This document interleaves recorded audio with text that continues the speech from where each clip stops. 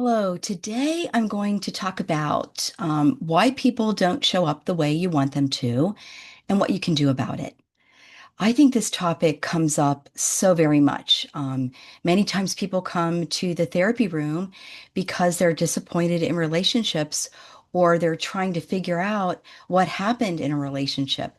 So, we're going to talk about the reasons that people may not be showing up the way you would like them to and how to manage that. So, first of all, I've been on both the receiving end of that, where people have not shown up for me the way I would like them to.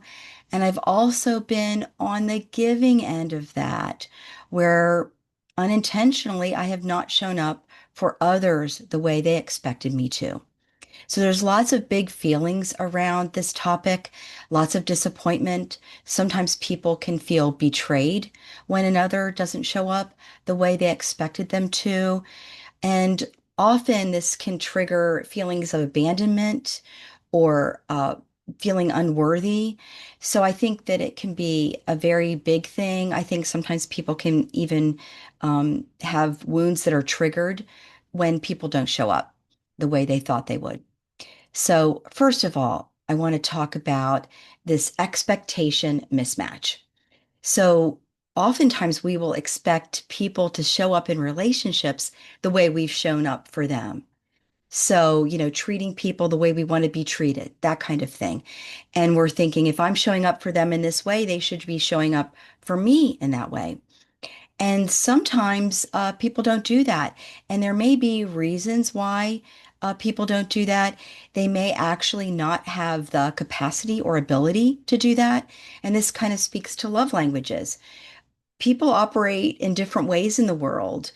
For instance, I'm a words of affirmations girl. I'm also a person who can give time and deep listening to others.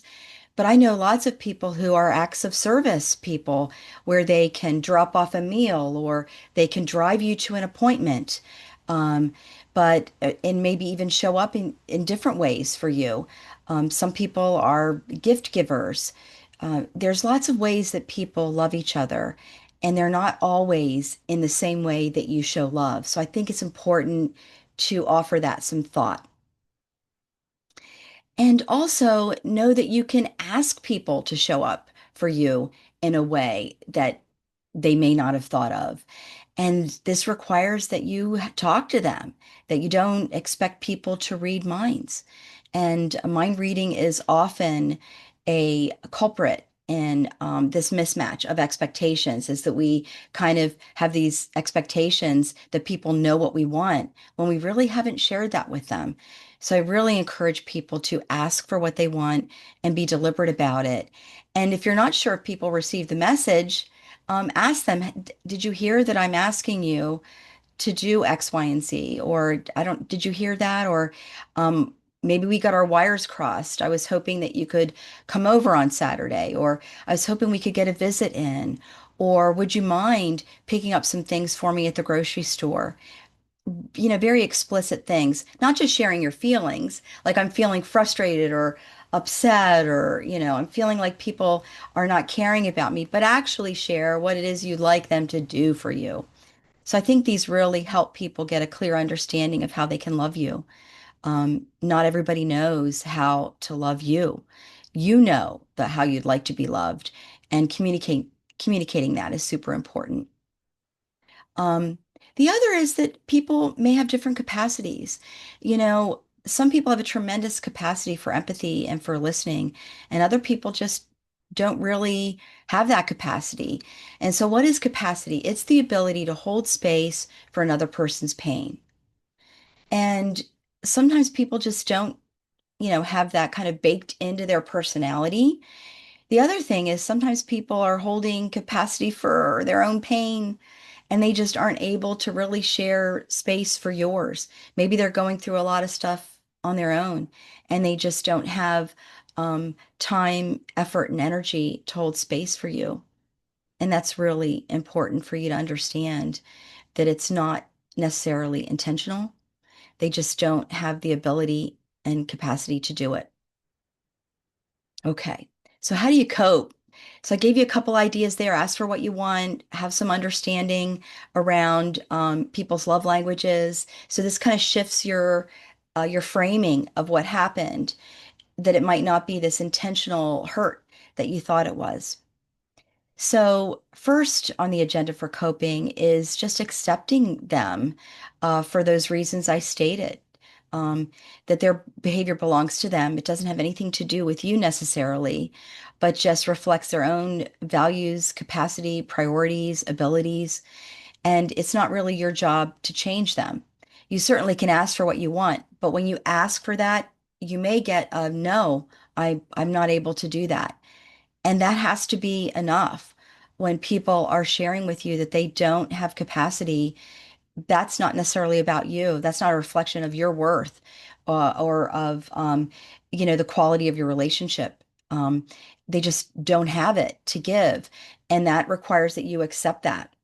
So once you do accept that that person doesn't have this ability, then you can choose to clear the air, or you can choose to move on to ask somebody else for those things that you'd like, or understand the boundaries of that relationship.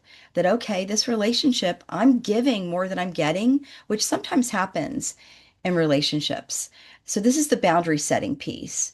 Um, are you over giving or over functioning in that relationship?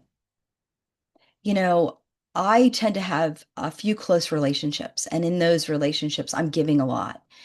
But other people may not be in the place to do that for me. So I've got to understand what that's like to be on their end, and in turn, give that relationship some space, maybe turn to other people to get your needs met, and maybe even being able to provide that for yourself.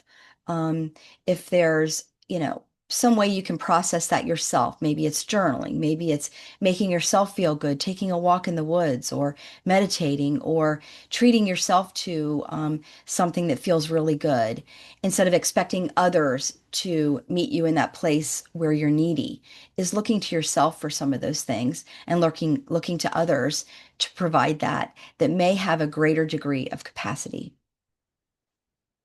So I know that's a lot to take on, but coping, basically just looking back, it's accepting that it's not about you, that other people have different capacities and abilities, and ways of speaking their love language. And setting boundaries, looking to others for those needs or meeting those needs yourself, maybe changing your expectation in that relationship, and also setting boundaries on yourself of how much you're giving if you do think that you're overgiving. So hopefully that's helpful. I think a lot of times people expect people to show up and be in service to them in relationships. And I really believe that people need to get their own needs met. Maybe not in every relationship that's going to happen. So I think that it's your responsibility to look at what your needs are and figure out how you're going to get those needs met.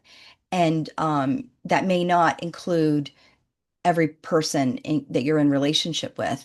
So you have to kind of, look to your circle of people and find out who's able to meet you where you're at. I hope that helps. And I'd love to hear some feedback as you're listening to this. Take care.